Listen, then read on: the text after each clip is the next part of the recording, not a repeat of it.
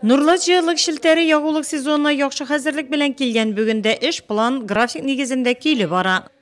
Прежде чем организованы выездные проверки котельных.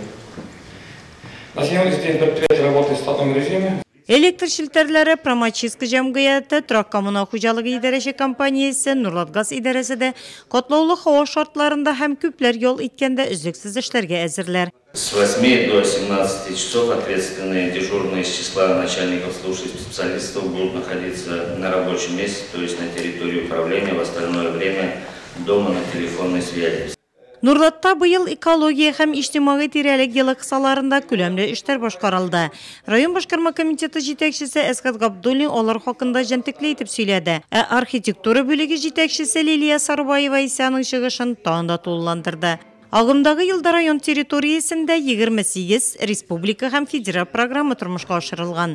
878 миллион сум күләмендә эш башкарылган. 2016 ел белән чагыштырганда үсеш 51%.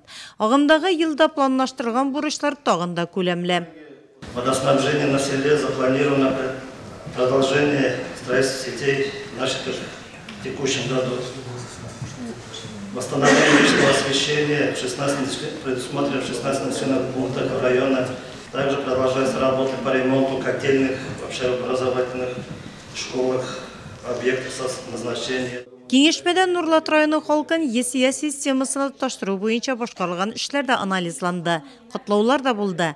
Россиядә ЗАГС органнары оешуның 100 еллыгы уңаеннан Нурлат ЗАГСы бүлеге җитәкчесе Гөлшат Евлахинага, Татарстан Республикасы министрлар кабинеты әйдәп баручы белгеч Евгения Малышевага ЗАГС идарәсе рәхмәт хатлары тапшырылды.